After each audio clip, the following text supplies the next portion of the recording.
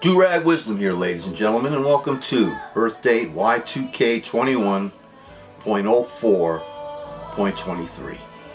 Music in the background is by, once again, Various, and you know why. I'm a longtime fan of Bill Maher. Been watching him for more than 10 years. Similar to him, I too am politically incorrect. Similar to him, I too am often outraged by the same things that he is. But unlike him, I am not self-centered and lacking in some, but not all, empathy. Take, for example, Maher's handling of the pandemic. Often, when he goes on a rant about this, as he did last week, I get very uncomfortable. Maher has been persistent about his disdain for the protocols, although he follows them. Yes. During the early days, he, like the rest of the entertainers, had to quarantine. It was absolutely terrible for him living, as he does, on his lush acres of land somewhere in a Tony, Los Angeles neighborhood. Poor man. Gotta isolate. He resorted to having virtual audiences on his weekly show during his monologues, recorded from bygone days of studio audiences, and you have different types of them. Some very humorous. He found the footage where the studio audience were seen laughing, and he included these during his monologue. I hated this, not only because it was phony. It revealed a person who is so insecure that he would waste his valuable time editing this crap into his monologue. I've been watching Steve Colbert and John Oliver during these times, along with Maher. They are carrying on their work without an audience too. And they too are sad that they are not allowed to mix with people as they did when they were able to perform in front of a live audience. But at least they seem to understand the situation better, adapted to it, and presented the same quality, intelligent entertainment in spite of the restrictions. Maher, on the other hand, was so desperate, not having a live audience, somehow he managed it. Safely and with protocols. And he used to say that every week, oh, you're all vaccinated. I used to get sick of, you're all vaccinated, you're all this. He is having his way, and he is still unhappy because the goddess damn medical experts aren't even telling us the truth about CV-19. That is what Maher claimed on his last broadcast. They are not telling us the truth. Maybe I'm wrong. Maybe, I was high while watching the show. I always get high when I watch him. It's a tradition. But I was dumbfounded at this. Which freaking medical experts are not telling him the truth? Because the ones I've been listening to over the past year have given me so much good advice that as of 4/20, I got my first Madura shot. I've survived this catastrophe so far because I followed the protocols as voiced by the likes of Anthony Fauci et al. So I wonder where Maher is getting his bad medical information from. His proctologist?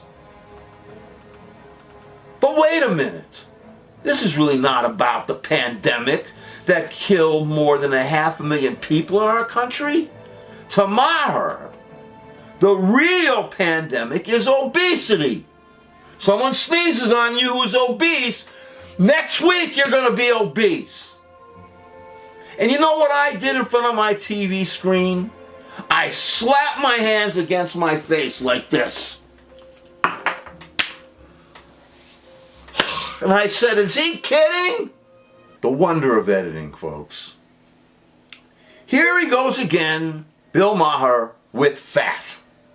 This rich, skinny guy who had a relatively comfortable childhood has the nerve to become the conscience of weight in our society? I've also over the years been witness to his fat jokes. Yep, about Chris Christie, who I do not like, and of course the Nazi President 45, who I never made a fat joke about, and other famous persons of girth. And if I had a weight problem, the last person I would seek advice from is Bill Maher, the fat shamer par excellence. There are many factors that go into obesity, folks. I will not list them here, but two important ones are genetics and psychological trauma.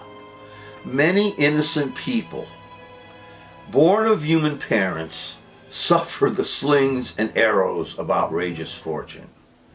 For I believe that human suffering comes not from a supreme personal being, but from simple pure luck, good or bad.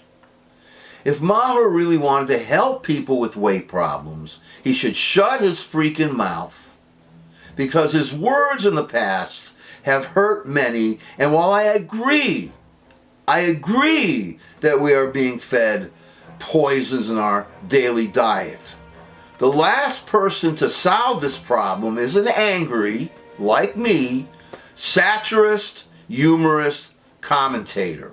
Before Maher can solve and maybe advise the obese, he must first understand the problem. Then he must understand the hurtful ways that he fights this serious problem. He can always make a movie about it. Wait, yes, you can make a movie about it. Yeah, this bastard is also a film critic too. Because on his broadcast of a couple of weeks ago, Maher was going off on the quality of movies being made today that become Oscar nominees. He doesn't have to tell me how stupid the Oscars are, folks. I agree 100%.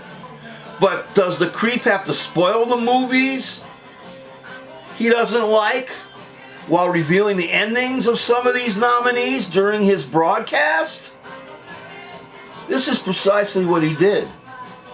He noted some of the pictures that he didn't like, why he hated them, and a couple of them revealed he spoiled the endings. What the F ever happened to courtesy? Where was Maher's warning of spoiler alerts? None came, and that pissed me off. I'm going to still watch him, full disclosure. I have a right to be pissed off at the creep. I'm not an acolyte, a brainwashed follower, so to speak. And what does Maher hate about these nominees? I could sum it up simply. They are all depressing without being entertaining. He goes to the movies to be entertained, to escape. These nominees not allow him that pleasure. Movies from the past, he says, were entertaining. And there was a montage of these entertaining pictures to back him up, including Schindler's List. That was a purely depressing movie. But it had a happy ending at least, right? Maher does know something about making a movie because he made a good one in his documentary, Religulous. I can barely pronounce that stupid title. It means ridiculous. In fact, Maher would be a great documentarian if he decided to go that route. Documentaries, however, are generally depressing, aren't they? But Maher's documentaries would be witty, wouldn't they? Right? On the other hand, Maher seems to know nothing about the two kinds of entertainment. Paul Schrader, who co-wrote Taxi Driver and wrote American Gigolo, taught a screenwriting course at UCLA. He told his students that stories should focus on the problems in our existence, our society, our culture, our religious, all this stuff. How they create conflict and how we can solve them. If entertainment is supposed to help us escape, why the hell would I want to attend a picture that puts societal problems right up into my face? Like On the Waterfront, for example. Ordinary People, Raging Bull, Midnight Cowboy, and One Flew Over the Cuckoo's Nest did. Sorry, Billy, but I make a distinction between stupid entertainment and intelligent entertainment. Stupid entertainment is just that. Entertainingly stupid, and some people like that kind of entertainment, and I say have at it. On the other hand, I've always liked the so-called movies that my father called depressing, like Seconds. It's a great horror movie, science fiction horror movie.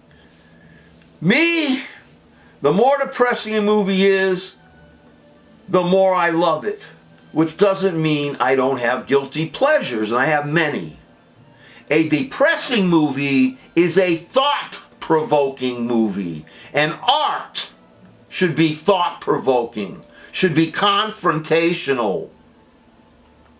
I find that I learn more from movies that depress me the most. Maher accuses today's nominees of being more depressing than entertaining. I disagree. I saw the trial of the Chicago 8, Mank, Sound of Metal, and Nomadland. All were depressing, and all were confrontational. All were works of art. And that means depressing, yes, and intelligently entertaining. See them. The four I saw, again, were exceptional. And by the way, I happen to know that Sound of Metal will not win Best Picture this year because the Academy did not nominate its director. The picture was nominated, but not the director. See? Now that is something stupid Maher should talk about, because how can a movie be nominated for Best Picture while not being nominated for its director? How does that freaking happen, folks? And I've not viewed the Oscars live, I record it and watch whatever I wish of it, for years, because they have absolutely little weight for me. I mean, last year's Best Picture should have been The Irishman. And here's another place where Maher gets it wrong, because he does not understand the difference between stupid and intelligent entertainment. He's forgotten that they've been making these kinds of movies for years. Schindler's List is just one of them. Check out the endings, of course, and the time, everything, the subject matter of Bridge on the River Kwai, From Here to Eternity, West Side Story, which is based on Romeo and Juliet. Very depressing. Silence of the Lambs, Rebel Without a Cause, The Devil at 4 O'Clock, Psycho, Vertigo, The Birds. Is Maher kidding or what? Yes, he's just kidding us, as he always says. I'm just kidding him. Yes, he's just kidding us, as he always says. But sadly, Maher's ego has gotten so big that he has insensitively sunk to the level of fat shamer and movie spoiler too.